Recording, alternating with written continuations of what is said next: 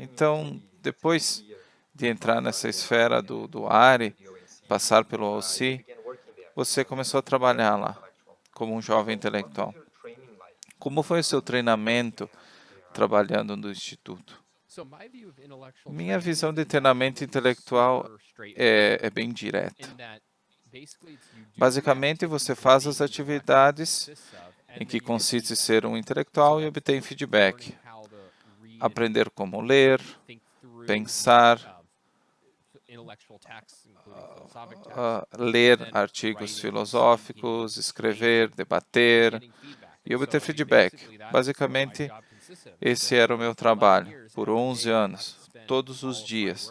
Eu fazia isso, escrevendo, lendo, pensando e obtendo feedback de pessoas como Onkar Ghati, Keith Lockett, Yaron Brook, Ilan Giorno. Esse era o processo que, ao longo do tempo, você não tem outra coisa a fazer que melhorar. O seu pico pode ser inferior ao que você imagina, mas você chega lá. Se você está numa situação em que é possível fazer isso. Então, é uma oportunidade sem paralelo se você puder estar numa posição assim. E se não puder, isso é de fato o que o Ayn Rand University e o OC lhe dão. Eles dão um gosto disso, uma habilidade parcial de fazer isso, mesmo que você não fique 40 horas fazendo isso.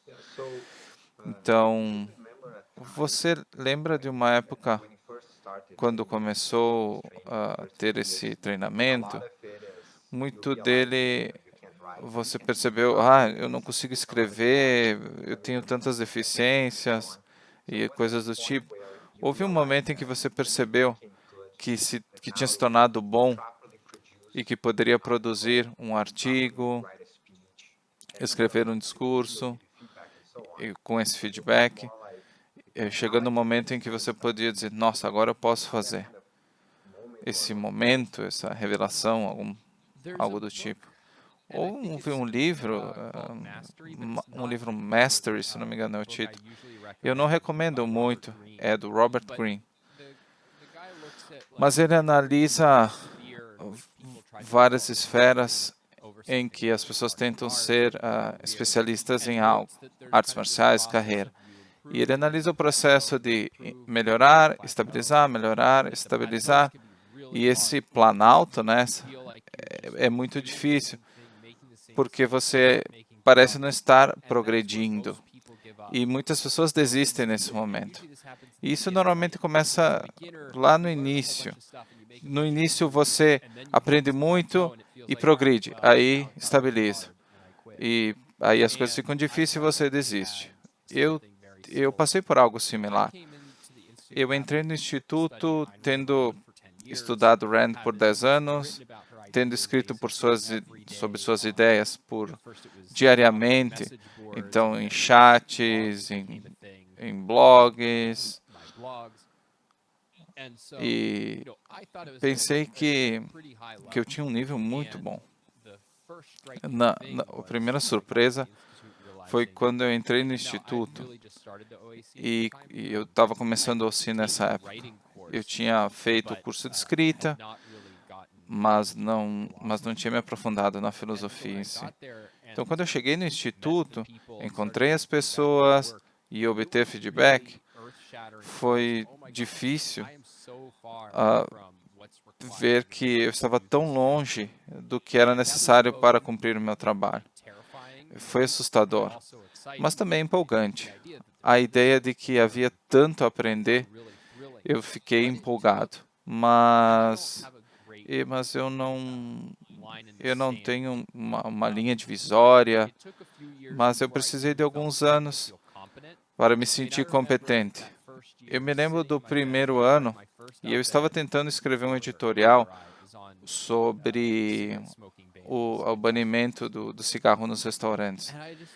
E eu olhava para o papel e pensei, eu não sei escrever, e não de uma forma ridícula, mas eu ficava me perguntando como eu vou fazer um parágrafo. Mas depois de 2 anos, coisas começaram a ser aprovadas, eu tive novos insights, mas só no final do meu primeiro livro, com Yaron Brook, Free Market Revolution, que eu percebi que eu estava em controle da minha escrita e desenvolvi o meu estilo pessoal. Eu ainda tinha muito a aprender e melhorar, e de fato, na medida em que eu cheguei me tornei um mestre nessa experiência, foi nos últimos 3 anos.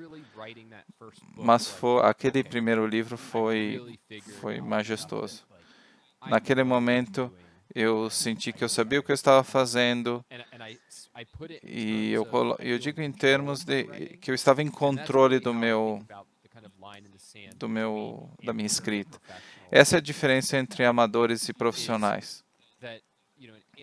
O amador pode acabar produzindo coisas boas, às vezes é uma bagunça, mas quando enfrentam um problema, eles não sabem sair do problema. E quando fazem algo bom, eles não sabem por que fizeram, como fizeram. Um profissional é alguém que pode ter dificuldades, problemas, mas você sabe por que as coisas funcionam ou não. Você pode diagnosticar e enfrentar as dificuldades.